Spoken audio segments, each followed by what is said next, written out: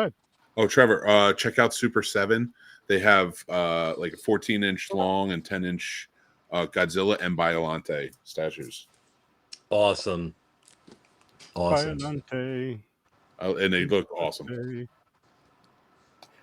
What up, people? We're back again. Black and White Fright. Tonight's the last night. But I'll tell you what, if I go live during November on HorrorWithSirSturdy on this side, I will be in black and white. I don't give a shit if I'm gaming or what. It'll be in black and white. But we're here tonight to discuss this movie right here. And I gotta tell you guys something too, but I'll tell you that after. Boris Karloff, the Body Snatchers. And of course, the homie Bela Lugosi is in this. Yes, he's the homie now. I've been watching a lot of his shit lately. But I gotta tell you guys something.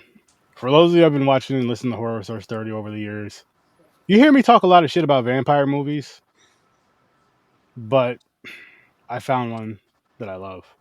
It's called The Vampire. It came out in 1950 something. I don't remember. It's on my TikTok. You guys can check it out over there to see the movie cover and all that stuff. But what I'm saying is, I'm happy I found that one. And then the day after, I found another cool vampire movie, The Return of Dracula, which I actually like better than the original Dracula film.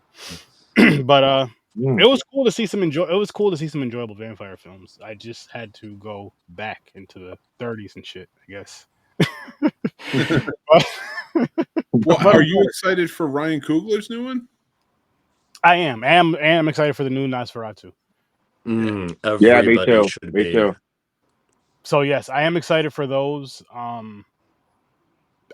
For me, vampire movies, a lot of them are just a hit or miss. Like, there's no, maybe I'll have to go through and watch them again. But from what I can remember, there's none that are just like, oh, that's all right. I could, it's all right. It's usually like I like it, or I'm just like, I don't need to see this shit again. Did you like The Lost Boys? Yeah. Okay. It's hard not to. It's just a fun movie. It is. Yeah. That's what I'm saying. If he said he didn't like it, I'm like, that's you motherfucker. It's an icon of its time. I mean, the film, whether you like it or not, it lives beyond the film now. It is true 80s nostalgia. Very, very, very true. And that Cry Little Sister is one of my all-time favorite songs. Have you seen this movie? If you have, shit, I'll send you a link. Yeah, come review. Come review with us all. Yeah, Paul with I'm the singer now. It's right here. Just popping that up there for you. The Body Snatcher. Listen, Curveball Paul. I've never seen it. Calm down. We're talking about the Body Snatcher. I don't know if I've seen that or not. Are you avoiding the Body Snatcher?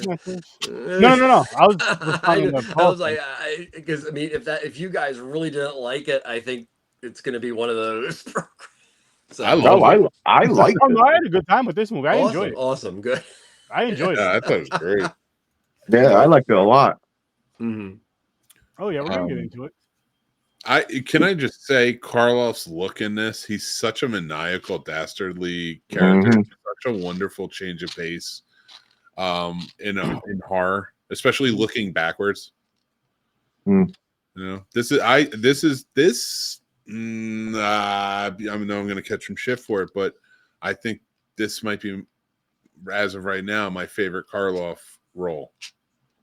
Oh, it is definitely in his top 5. Nice. No question. I might have to go look back at others, just that I might have missed or whatever. But yeah, right now this is the one. He was so good in this. Yeah. Oh, Karloff. Unlike Bela Lugosi was a freaking awesome actor, but also Bela Lugosi could not do certain things that Karloff could do almost better than anybody. His performances are truly almost method acting, and it's because he just had so much love. But yeah, I mean, Karloff is insane in this film. It's beautiful. Yeah, just the whole thing, the set dressing, which for me back in the day is always a big deal. Like I thought Dracula was breathtaking with its art direction and production design, and the same with Frankenstein and so many Wolfman. They all come to mind. These big epic horror back in the day for the day, and then you have movies like this, which is fantastically done and such beautiful imagery that they add to it, but it's also so sinisterly dark and gothic in tone. The evolution of Hollywood Gothic. Yeah, but that's something. It's not the type of Gothic we ever get. Yeah, exactly. And it's so sad because this is such a good Gothic tale. Yeah, I definitely like these style movies, the Gothic style. Then the storytelling. It was kind of like I was watching. I think Aaron, you might have mentioned before, kind of like Edgar Allan Poe. Fucking poem. Considered Gothic literature. Yeah, it's like Gothic literature. Yeah. Well, I like it. If you don't mind, since you guys brought it up, I want to touch a little bit upon that concept of Gothic. So, not going to give a speech or anything, don't worry. Okay. But to understand what Gothic means, you have to look at Elizabethan and Victorian authors. That would include the Brontes, that would include Nathaniel Hawthorne, Henry James. These were sometimes ghost stories, but they had such a very intriguing aesthetic. And that became known as Gothic.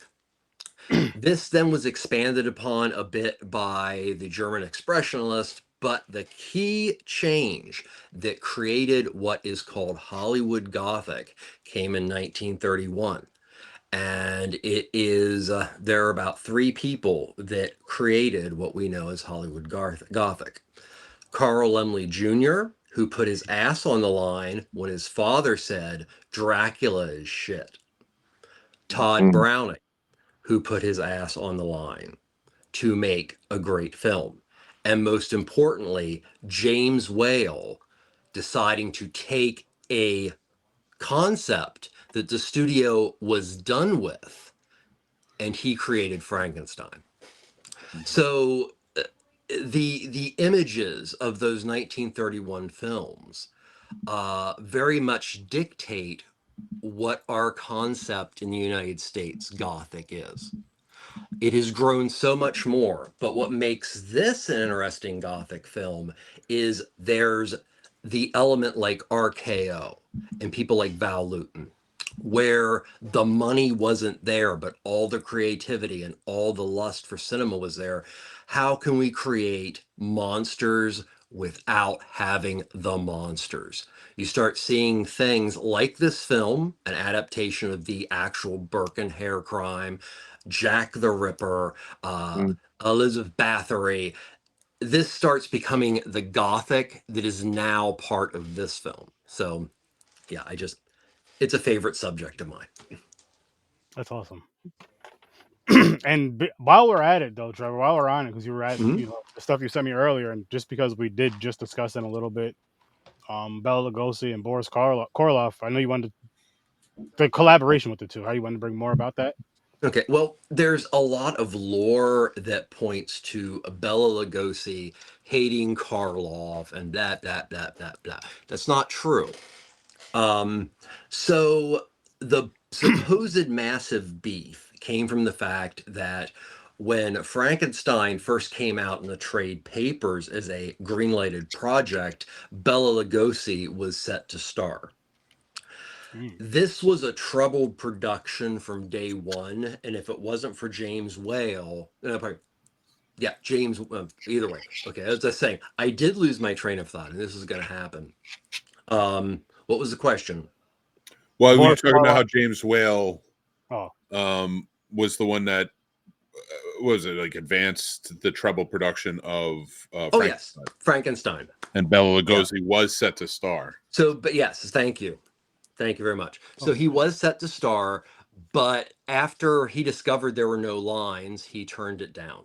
With James Whale basically grabbing onto what was considered a dead project, he cast Karloff. And Karloff then became Frankenstein in an amazing film, but it also created this amazing partnership between Jack Pierce, the makeup director, and Boris Karloff. And this is the thing, he was a fringe supporting player for quite a while, roughies. But there's so much, especially around that time of Frankenstein, and from there on, Boris Karloff was considered one of the most gracious men in Hollywood. So, Nice. Oh, wow. That's awesome. I'm sorry I had a ADHD moment, and I hope I answered a question. That is. That wow, man. And again, just watching all these damn black and white movies. The Devil Bat is still my favorite, but Oh, they're beautiful, and it's such a just different so style of filmmaking. different style of filmmaking, different style of storytelling. And even though it seemed like some of it seems simpler, but I'm like, this simpler is better because sometimes movies they overcomplicate and try to do too much and tell too much, and I'm like, when it happens to where you're trying to tell, like, say, when the movie they try to tell like 14 different stories at once. I'm like, you haven't. We barely care about 12 of these people. We barely even fucking know them. I don't know why you're telling these 12 different stories to begin with. These two, cool. These two, cool. Go deep with these two. These people, they could just be the extras that are just running around or whatever. They don't need a deep story. And I like how these kind of just focus on, if it's a group, it's a small group of people, and there's like a main focus, and then they just get right to it. They just get right to it. They don't take all day and night to tell you the damn story. I mean, some of these movies like an hour and a half max is what I've been seeing so far. I know there's longer ones, but I've been avoiding that. But what I'm getting at though is like nowadays we're getting every movie where it's just like not everything needs to be an hour and a half either. Some of these movies like an hour and 10 minutes. Boom, done. Let's get back to that. Let's make that the norm. I'm going to finish answering your question real quick while we think about that. I apologize.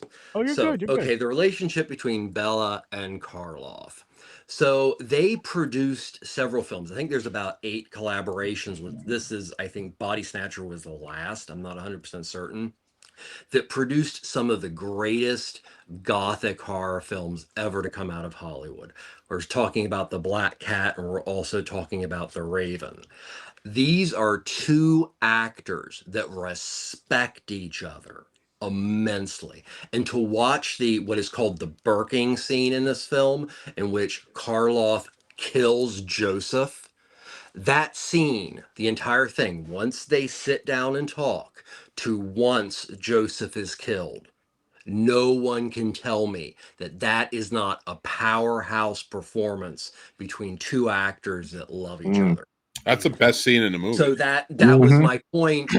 Sorry. No, that's the best scene in this movie. Yeah. Two of them. Yeah. There was a lot of love between them.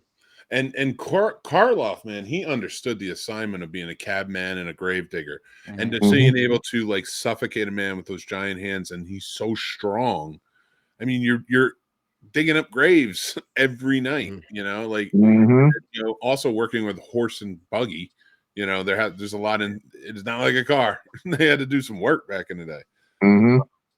And so this. So he played it right. Like he played like this really strong, like even confident man. Like I've got you right where I want you the whole time. I don't even have to be. And then when he finally does spring into action, it's like he's still so overbearing. God damn, it was such a good role. It really was. My favorite thing is when he told the doctor that it's not about the money. Where he goes, I want you because I feel like basically like powerful. Like if you're gone, it's like I forgot how he explained it. Like he don't need to be rich because he goes, he'll rather have him to bother every day. Revenge blackmail. Yep. That's what got him off. And he wanted to keep that. That's why he didn't kill him. Yeah. And these characters are loosely connected to the actual Burke and Hare trials of around 1828. This, as you brought it up, so Burke and Hare were two guys that started working with various doctors to give them anatomy subjects in the best way possible, and that was to dig up graves. They eventually ended up befriending a Dr. Knox. This Dr. Knox was high enough in the Edinburgh area. Yes, this film takes place in Edinburgh. These crimes happened in Edinburgh. So it got to the point that Burke and Hare started killing people. And in the trial, Burke was killed by the state.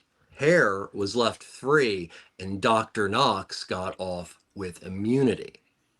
Now, look at the relationship between Gray and Wolf. That is so Hare and Knox. Mm-hmm.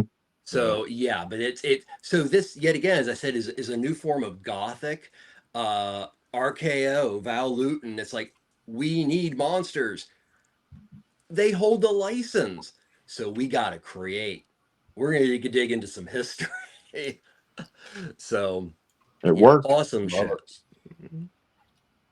See, and this was a first time watch for me, which I always Dang. enjoy a first time watch, and I'm just like, man, like this is just, how can you not enjoy this? How can you not have a good time with this? And I couldn't turn my head. Like, you know, those movies just like locked in,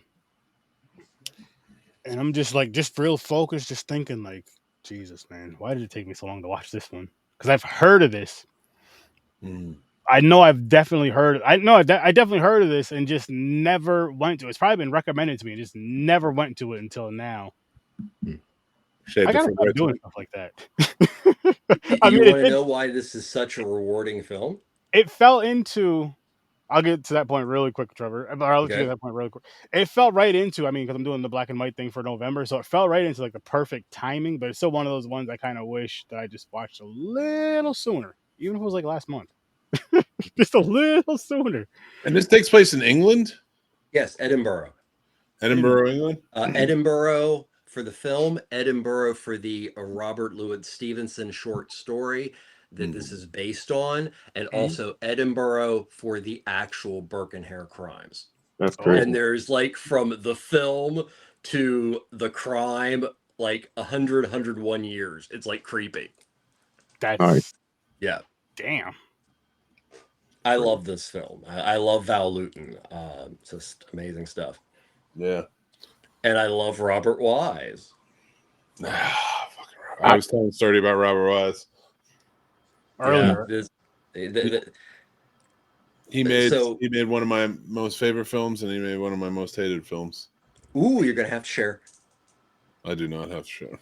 I'll let you guess. Sound of Music. Say Gone with the Wind is one of the worst. The Sound of the Music. Sound of Music. I hate that movie. He does. I hate that movie so much. It's so stupid. I don't like it either. I'm sorry. I'm sorry. No, I can't. No, I'm not doing that. I'm not doing that. I'm gonna be disciplined. I'm not gonna get mad over that dumb movie. There's too many things that pissed me off about it. Like the family could have left. We wouldn't have the, all the wonderful memes. Good point. So, Robert made a contribution to new media. Yep. And Mick, that was Madonna's favorite movie. That movie inspired her to sing. You didn't know that, did you? What? Who? What? Madonna. That doesn't. I don't give a shit. It was on because you know what's happening right now. Television on. You got Christians all over TV singing about sucking dick. That is true. I see the videos too. All these churches are singing like a prayer. They have no fucking idea what it's about. Shit. Or they do. That's even crazier. It's all about that first 10-minute in Reservoir Dogs. That's what Like a Virgin's about. Oh my god. No, but Like a Prayer is about sucking dick. Yeah, it is. And they actually point that out in there too. I remember when the music video came out and she screwed Pepsi over. Yeah. because she sucked Jesus's dick, and he was a black man. Hey. Hey, the Wow. Hey, so I don't care what anybody says. That's- Madonna definitely has elements of distinct punk culture. You might know what's sad? That song is one of my favorite Madonna songs. Mine too. Mine too. Oh, I saw the always thought it was video one of when my it favorite songs. premiered. I thought Yeah. it was revolutionary. It was on Fox. I actually started liking her as an artist after I saw that. Yeah, and because it was on Fox, which arguably, ironically, was one of the most punk rock stations back in the day. Because when it Rupert started. Murdoch didn't care. Fuck, dude. That's It was just a holding and he forgot about it. wow. Until Yep. Anyway. Back to this video. Oh, so I had a good moment during while I was watching this movie. So for some reason, I was watching the movie and I just randomly thought of my grandmother. I was like, I think my grandmother would have watched this movie with me. Aw, that's really awesome. I love that. Do And I you was remember watching a lot of movies with your grandmother? So I used to skip school a lot, and I used to. My grandma used to sit in the kitchen because she lived with us. She was like my second mother. And I used to sit in the kitchen with her and watch Wheel of Fortune, Waltons. Oh my God, the Waltons, MacGyver, Days of Our John Lives, and all the shows with her. All that is all super day. awesome. Yeah, those were Yeah. You know, I don't care what people say, Oh, but the I know Lawrence for me, Welk I have show? a lot of memories based on that, and they're beautiful, and they're great parts of my childhood. Yeah, I must have seen every Lawrence Welk show and the Waltons. I seen them every all. Saturday night on PBS. I think it was 6 or 7. The Lawrence Welk show would come on. Yep. Yes, it was. And it was. I don't know that one. You But don't need to know that one. No, it's just a whole bunch of white people singing songs on a stage. Singing songs. It was polka music. Yeah, and polka music. Yeah. Let's just say it's problematic, but and we'll leave it at that. yeah, but I really like this movie. Timely. James is actually 60. Murder, She Wrote. No, they just, I don't know why they played. Remember, dude, all we had on TV back in the day, because Detroit. cable wasn't even really, like, it was just starting. I couldn't afford cable. Shit. Yeah, I couldn't either, but like it was just starting. So, like, all you had was old shit. Like, you had remakes of everything. Oh, yeah. Yeah. And there was nothing wrong with that. Yeah, And the bubble machine, when the bubbles come through, Troy knows. again, that's why I've been saying it a lot, but that's why I feel like I like black and white movies so much, because I used to watch so many black and white shows back in the day. Cable or not, late night, you get them black and white shows just randomly come. Well, they be coming on and shit. Dick Van Dyke, I Love Lucy. Yep. The Twilight Zone. Twilight Zone. The Outer Limits. Oh yeah, that one I was too. more of a Twilight Zone guy. Gilligan's Island was my jam. I fucking He loved it. admitted it. Guys, Gilligan's Island. That was fun. Troy admitted it. The Monsters. He admitted it. Somebody. Yeah, I watched screamed. the Monsters. I'm with you, bud. I'm old too.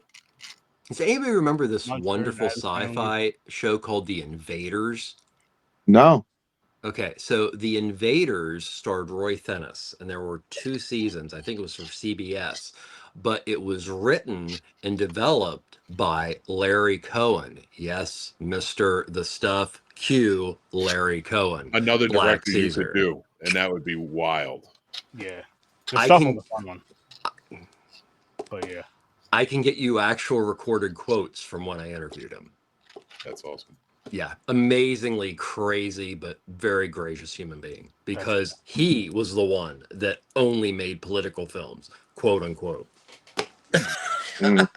He was Such a New Yorker. He's not only the director of like Black Caesar early in his career and stuff like that, but like one Hell of up in Harlem. he was the director of what was it? Got that Kodo? No. The revival in 1995.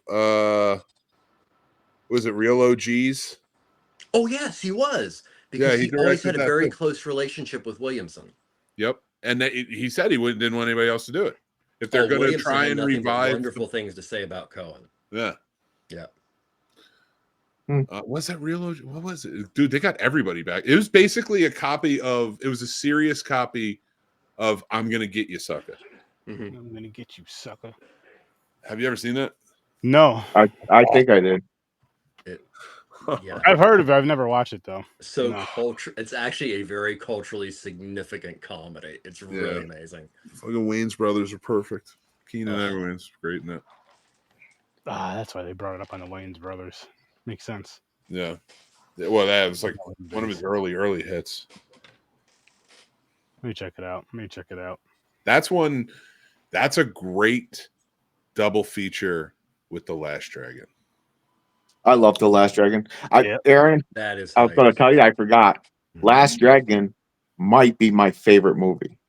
That's a really great cool. pick. It's Really? Because no matter when that shit's on, I can watch it over and over. You know what's so dope about that, and like how I told you my two favorites, The Lion King and White Fang, is it's not even your favorite your favorite genre. No, Yeah. You know what I mean? That's just too good of a friggin' movie, dude. Oh, yes. I just love everything about that movie. I do. I love too. the ending, the song, the power of the glow, the fight scene at the end. Love it. Oh yeah, we reviewed it a few months ago, and it felt so good to watch and review that, just to watch that movie again, and brought me back to watch it with my older brother Zach back in the day. I don't know if my younger brother watched it at all, but we used to watch it, and then anytime that came on, you had to have the glow. That would pair also well with Big Trouble in Little China. What?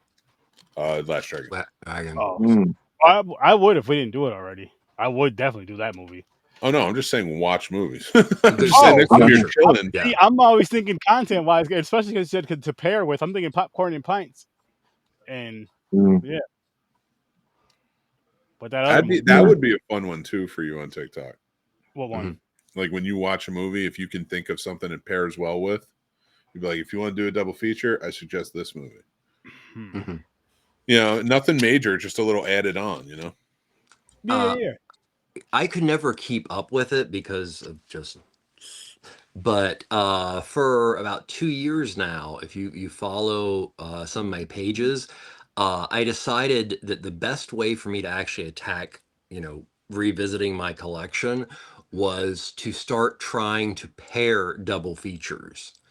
And if you go down, it's just a list of the double features that I decided. And that sole purpose was, okay, I want this, but I want to keep digging back into my collection. So yeah, it's like a music playlist. I love doing it. That's another thing I could do and should do, and I'm glad that you said that, Trevor. Thank you so much. Is going through my collection and boom, there's content right there, and it's like, oh shit, I finally watched this movie that I bought 6 years ago. That's still in the fucking plastic. Yeah, it is a thing. Oh yeah, I got some ideas with that because I can pair that with something else too. Yeah. Oh man. I just find more and more ways to keep me busy. Hey, that's not a bad thing. Not at all. I love it because it's something I enjoy doing. Good. Editing to do too. I need an assistant. I need to get rich so I can get an assistant. Like, listen, I need you to edit these videos. Me and James have recorded about 5 or 6 movies. Trevor was involved in some of these. I just haven't had time to get to them yet to edit those, to drop that, and some shows and shit. I'm gonna get to it though, people. I'm going to get to it. I got some time off. I'm gonna try to do it over the holidays a little bit here and there. Not too much because you don't want to just be locked into this too much. Which content creators, spend time with your family this holiday season. Don't be locked into your shit too much. It's true. Until you run out of ideas and all that other bullshit. Okay, so this is random, but you brought up about vampires. So in doing some research and things like that. Okay, so Robert Wise pretty much got his start with Val Lewton. The first thing that Robert Wise technically did was come in and be an assistant director to Orson Welles for The Magnificent Ambersons. But it was Curse of the Catwoman, which was Robert Wise's first film. This led him into a very, very great collaboration for several things with Val Lewton. And I bring it up because of the vampire thing, because apparently, okay, so before Dracula, there is a short story called Carmilla, and it is a vampire story. They both wanted to create a film, and there was a script started that was of Camila, except it was going to take place in the Civil War. Now, talk about cool ideas by two geniuses that never happened. Sorry, totally random, but Oh no, you're good. vampire. Good. So That's awesome. That's awesome. Oh, that's cool. Man, movies, the gift that keeps on giving. Damn right. You damn right they do. Yeah, Day the Earth Stood Still is one of my absolute favorites. Who? The Day the Earth Stood Still. Oh, Absolute favorites. Great movie. Love West Side Story, one of his big ones. I don't love the story of the motion picture. I do like certain elements of it, and I do like the cinematography and certain stuff he did. So I still respect what he did on that. Love the sand pebbles. Dog shit ass The Sound of Music. What are your feelings on the original Star Trek movie? I mean, like I said, there's elements of it that I do. Oh yeah, I like it. I think there are issues, but it's made by a craftsman, so it's a pretty disaster. Yes. I want to show you guys a couple movies that I think you should check out. They are out TikTok and all that shit, but I'm gonna start off with this one, The Killer Shrews. Oh, it's great. Yo. Oh, love it. James, you would have a fucking blast with this. I'm directing this towards you because these two have already seen it. You would have so much fun with this. It's a fun ass creature feature from 1959. Okay. It's beautiful. It's awesome. And then The Return of Dracula. Again, Good I like it film. more than the original. Had a great time with it. I'm not gonna spoil this one though. I won't spoil it. I did on TikTok a little bit, but yes. All I'll tell you is he comes to America and not like Eddie Murphy did. And I'm gonna bring this up again because this right here is my favorite black and white horror movie. And until something beats it, I'm gonna keep blasting this to tell you guys to watch it because I just had such a great. I don't know what it was that had me locked into this, but I loved it. And now I'm gonna show you my favorite vampire movie. Boom. Great film. I'm so happy you stumbled upon it because it is kind of fringy as far as it's people who know about it, because it is such a wonderful hybrid. And yeah, It really is. And again, the coolest thing about it is the way that he turns into a vampire. Like, don't get me wrong, seeing him getting bit and all that other stuff, that's cool and all, but this is just something completely different, like you said earlier, with the sci-fi mixed with the horror. And it's it's gonna sound, well, no, it's refreshing because it's the first time watch for me. I know that movie's old as shit, but it's refreshing because it's the first time watch for me. That's why I'm saying that. I'm not saying it's refreshing because it's a new idea, because obviously it's not. It's from the 50s. But for me being a first time watch for me, it's definitely refreshing. If you've never seen that, I highly, highly, highly recommend that. Like, over any vampire movie, if you're gonna watch anything, watch that first. That's I love that fucking movie. I love that fucking movie. I don't know. Even watch Batman, you motherfuckers. Batman? So don't even watch Batman. Nah, fuck Batman. No, I take that back.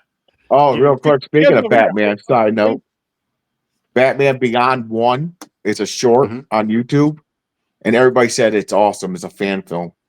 Ooh. Live action. Very cool. Awesome.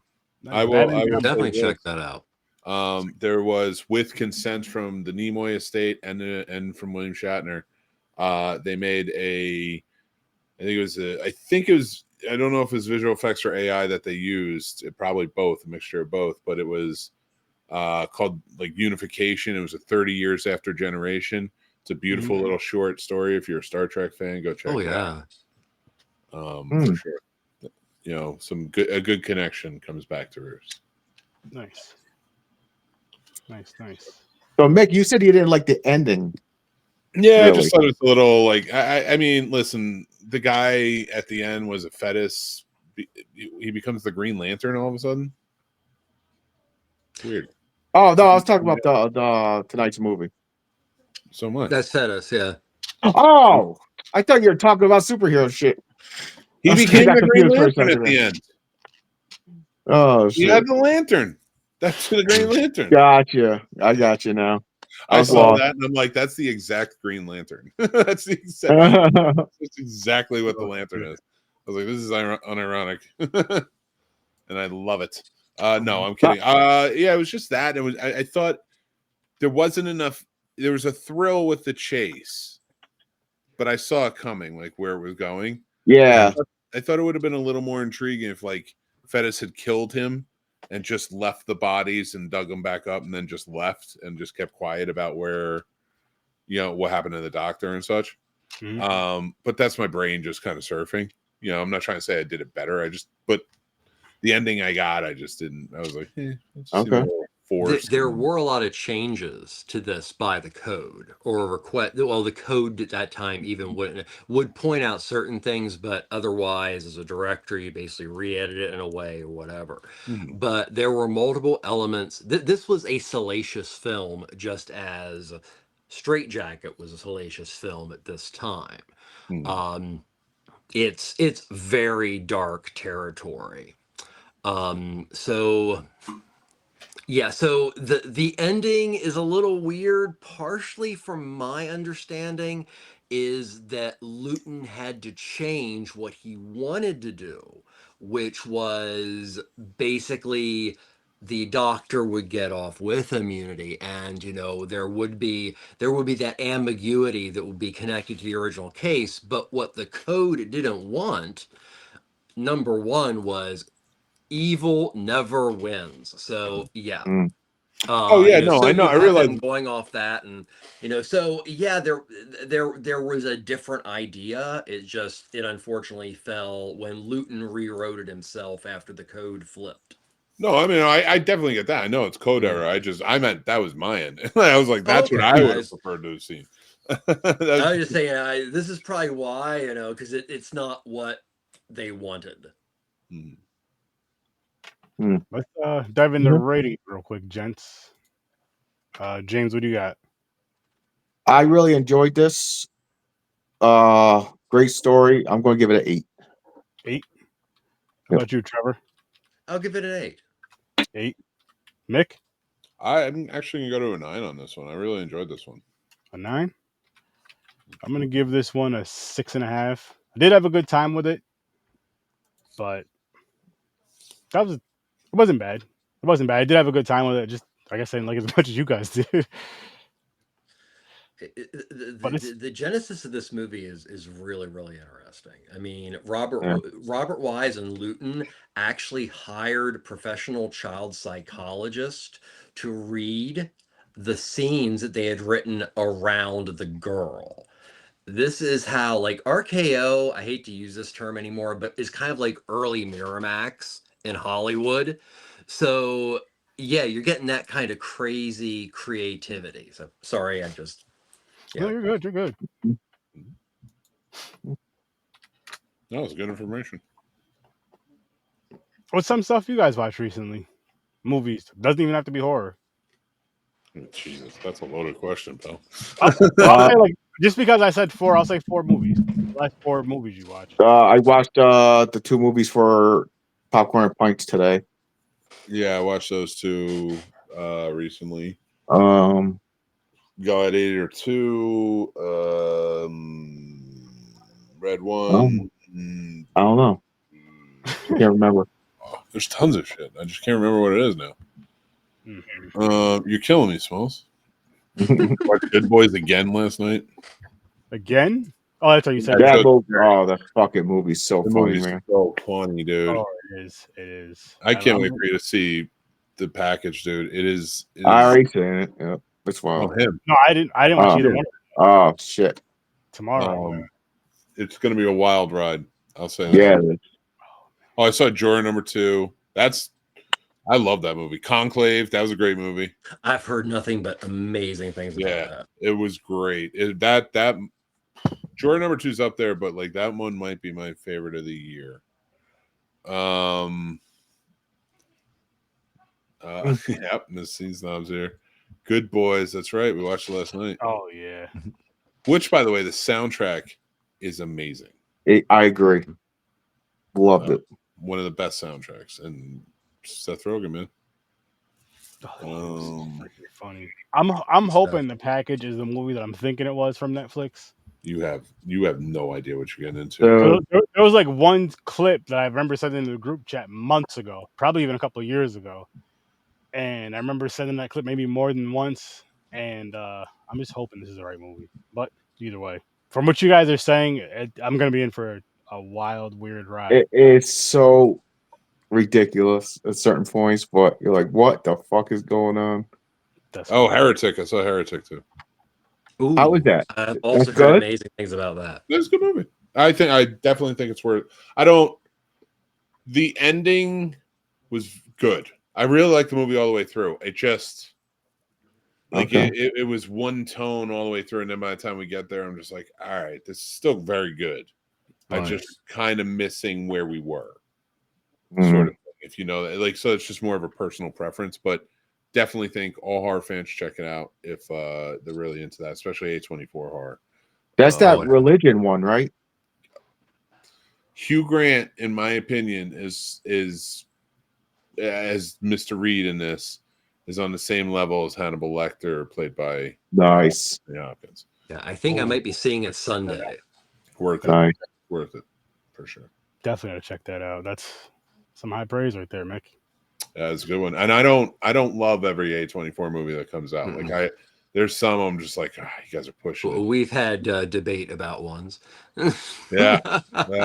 And like even the ones we debate, I recognize the how they can be very good. You know why people really enjoy them.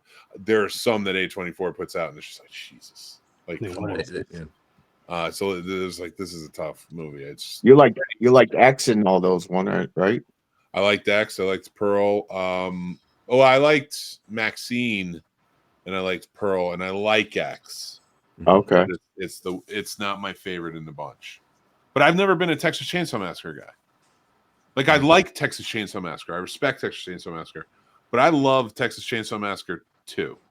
And like Next Generation and stuff like that. Because I like the campiness.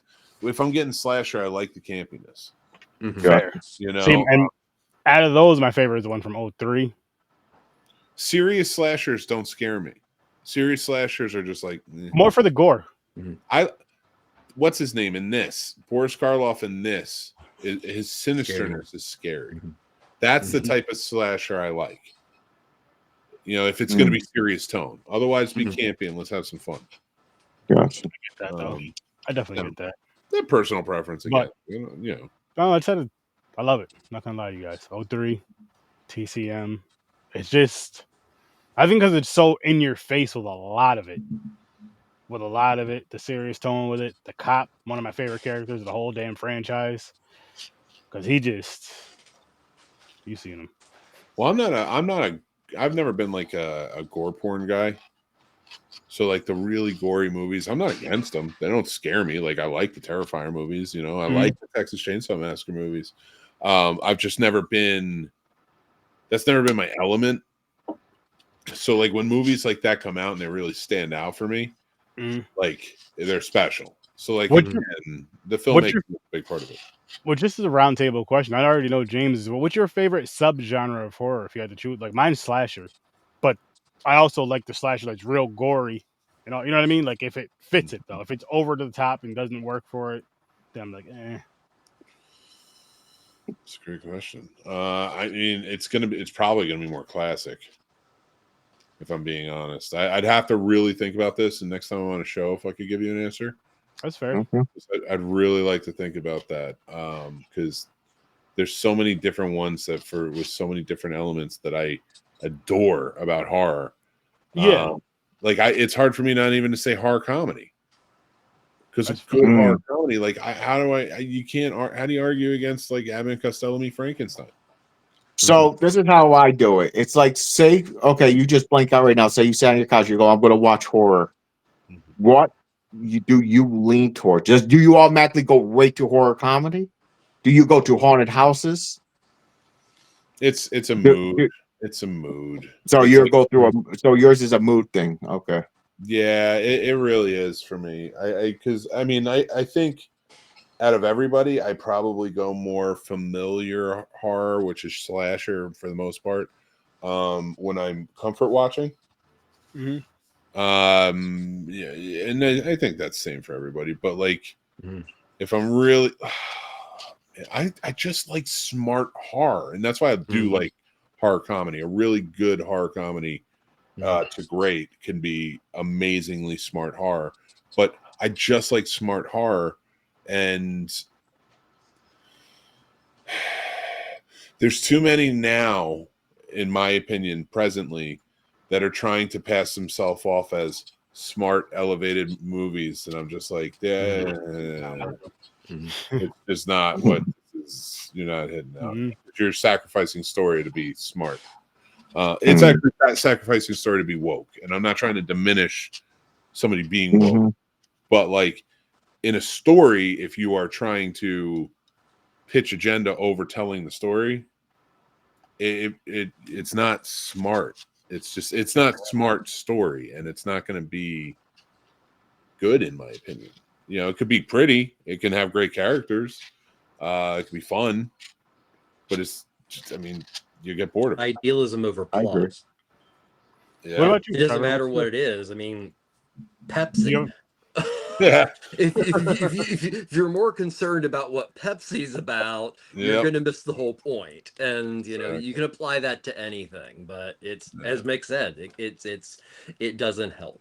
So yeah, ruins it. You have a favorite subgenre, Trevor, for horror?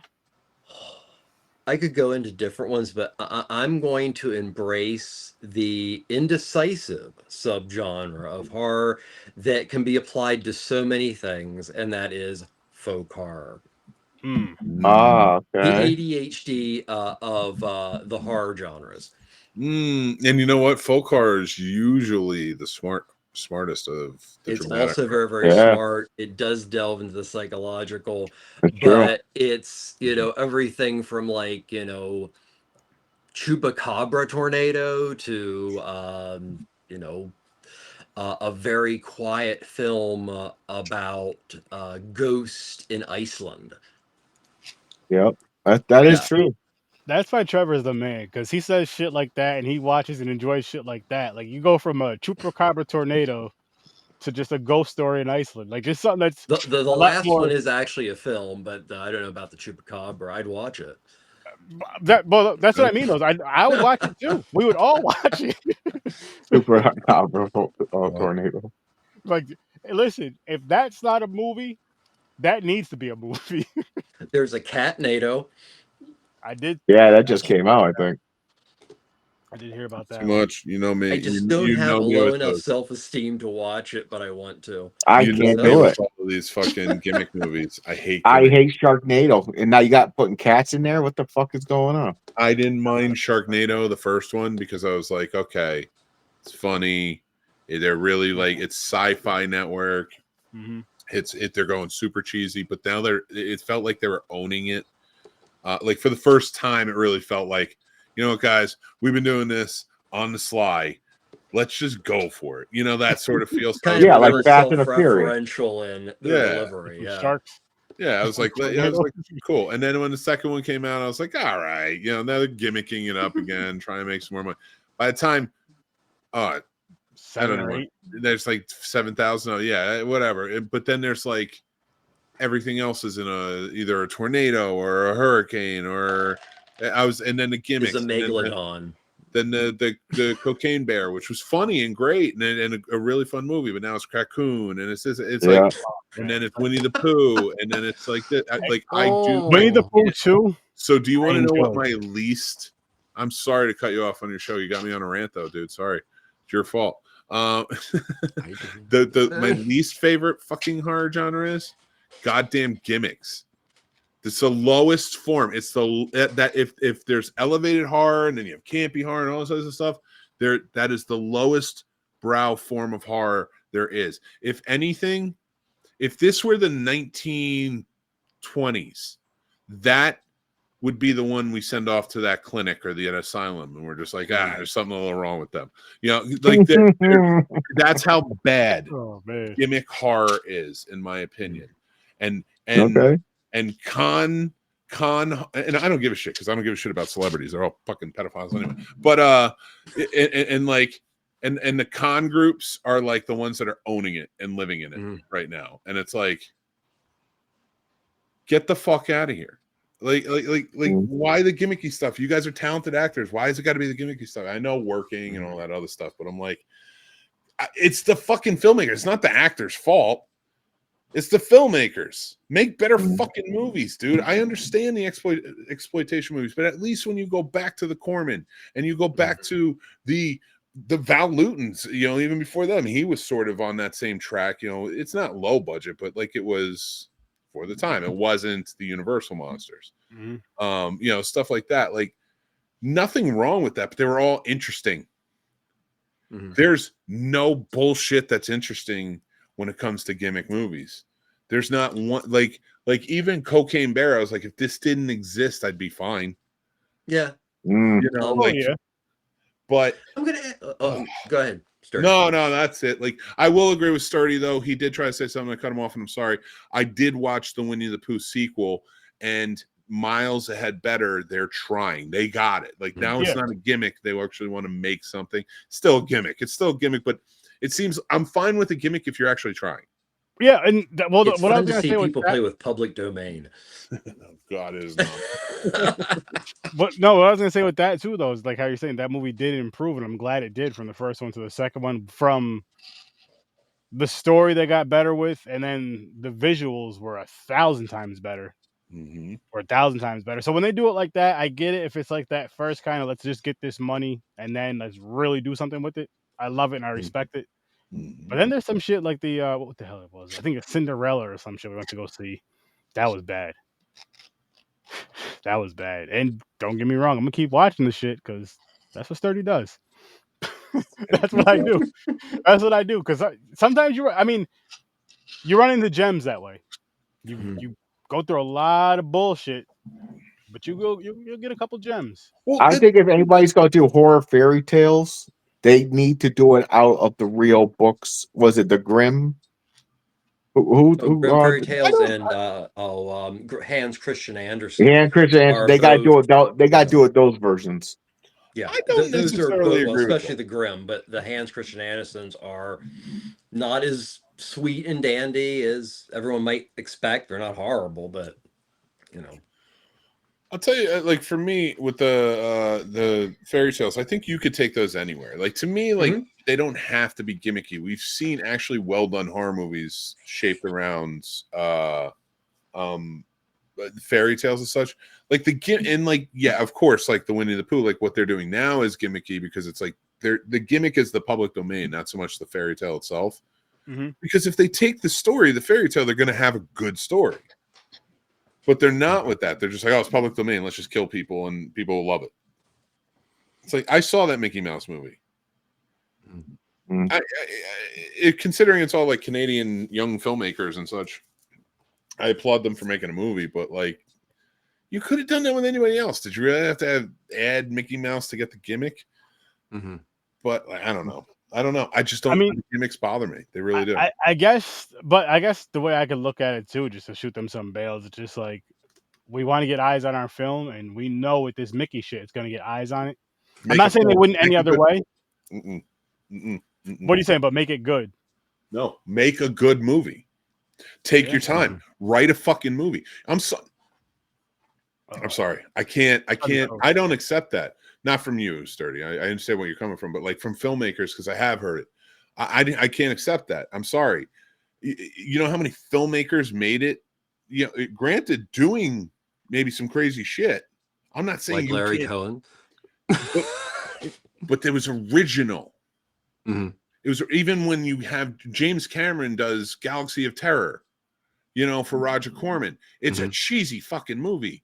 But it's something original. It's something different. And he adds elements to it, and like he shows his creativity. You're showing Piranha's Fly in Piranha 2. Yes, that was his first. You know, but the whole point to this is like You're not doing that. You're holding on to a gimmick, hoping, but you're not making a good movie around it. So what do people give a shit about? Why should people give you more money? So you're just doing something to do something now? Get your ass in the fucking chair and write a fucking story that's good. Actually, maybe take a class or look online on how, or read a book or something on how to write a goddamn screenplay. Some people write their fucking way in the holes everywhere, but whatever. But the biggest part of it is, and yeah, make your movie, but like, put some thought into the story. Don't just say, it's going to be a killer chasing all these people around at whatever we have available. You can do that, and you can make it interesting if you think about it for more than 10 seconds. But anyway, I digress. That's we live in a world that kind of has the same thing that I ever always thought about the internet. We're in a world that we could access the greatest library in the world no matter what. Well, what was it used for? Porn and cats. So right now we are in a area of AI portable recording devices and everything that you, for virtually jack shit, can make your own movie. The question is, like the internet, is that helping filmmakers and creativity, or is it causing a laziness that people aren't putting in the work that previous filmmakers did and made tight connections? So just putting that out. I think AI should be looked at more in the way, in terms of filmmaking, and I'm only speaking on the way of filmmaking, but like, I think it should be looked at it more in the way of like, digital cameras, or whatever the evolution of technology within the editing softwares that have changed throughout the years. That it's part of the evolution, and we should use it as a tool. We should not use it to create. It should not be used to create. If it's used to help build, that's fine, and build a structure or something like that, that's fine. But it has to be you controlling it. It has to be you putting in the creative process of it. I think if it's used as a tool, there's nothing wrong with it. It's just adding to the technology. My problem with this is it's not like there are a lot of really talented people on like TikTok and Instagram Reels that make original stuff, and they are better than the filmmakers that are going out there and getting noticed because they're making bullshit like that. We got this public domain, or we have this gimmick, or we're doing this, or we're doing that. And it's like, maybe pay attention to some of these filmmakers on TikTok that are making like 5-minute little shorts that are just fantastic and blowing people away, and could probably do better or have original ideas. Understand the importance of the cutting edge. Nobody gives a shit. Nobody wants. It's sad. Yeah. So go back to the originals, like Sturdy is. The smart way. That's how I found a vampire movie I fell in love with, going back to the originals. But I don't know, man. Like, for me, I'll watch anything for the most part, and I'll tell you how I feel about it. So, for you independent filmmakers, I love your show. That's why I became a fan. If you want me to review your movies and talk good about them, make a good fucking movie. Exactly. That's all I can say. Make a good fucking movie, or make one bad enough that the passion shows. Well, I do enjoy those two where it's like, it's so bad it's good, and I'm glad you said that, Trevor, because I'm going to jump back to last year's Sternovision, to where we had it was either Sternovision or it was during the summer, but it was with Friday the 13th stuff, like fan films and stuff, and we reviewed a fan film of Friday the 13th, and we didn't like it. We were telling why we didn't like it. This, that, and the third. The guy seen it, asked if he can come on the show, came on, had a fun ass conversation with him, and he pretty much just told us, basically, like, it started off as him and his I don't know. I believe it was either him and his wife or him and his fiance at the time. I forgot. We're going to take swingers. No. Like they're going to take photos. They're both fans of Friday the 13th, so they're like going to like around the things and just taking pictures and stuff. And they were with friends, and like, hey, why don't we just make a movie? So they just made a movie like on a whim and had a great time with it. And after they told us that, I was like, that makes so much sense, and it makes me respect the movie. That's okay. More. I don't mind that. That's great. Yeah, if you're no, I know that. I know what you're saying. Make some fun movies put together, and it can be a cheesy story. No. I'm agreeing with you. I think that's fantastic. Yeah. I don't want my snobbery of like, I'm talking the ones that are like, I'm a filmmaker, I'm putting this out, and it's a fucking gimmick, and you're hoping that it will catch on. Like that to me, that's people having fun. They're making movies, and I'll always enjoy. I wasn't saying that combating what you were saying earlier. I was more so to just tagging on what Trevor was saying. And it's Oh how, yeah, I just think I want to back myself on too. Yeah, and it's also the fact that you can't, and Mick, you all will be able to agree with this, unless you're everyone connected is a fucking genius. To make a bad movie to be bad always sucks. Yes. To make a movie you love so much and you're willing to cut so many corners to get it to happen, and you need to pay people off, it's actually can be a great movie. You can't make bad the good bad. It makes itself. I agree. No, you're definitely right about that. You're definitely right about that. What a fun! This is a fun episode right here. This is fun. Thank you. Episode. It has But, helped my I did not have a good mood quite a bit.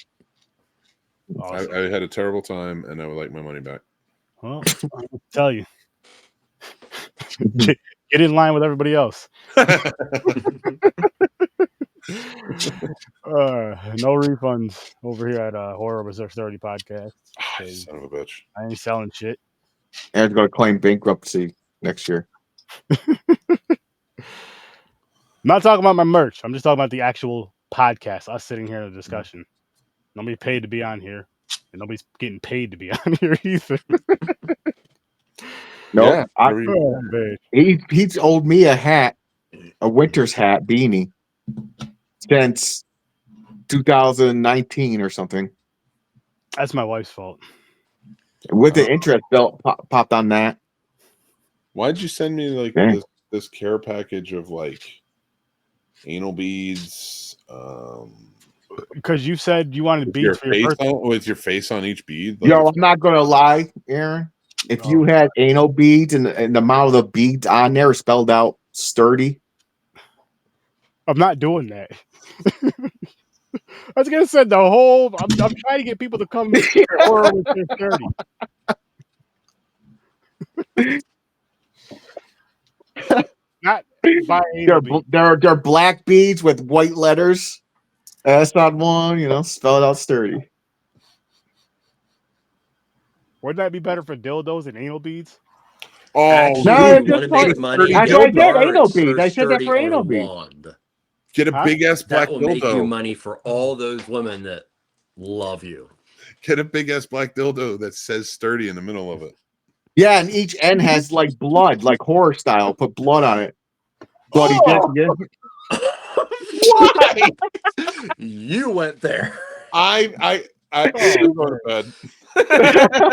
Oh my god! Wow! I have no idea how even got there. That really wasn't even me this time at all. I mean, like maybe fangs or something, which is weird enough, but you went all out. You were like effed up enough to begin with, or really, really hot, depending on how you look at it. So right. Honestly, to each their own. He's right. No, shit. To each their own.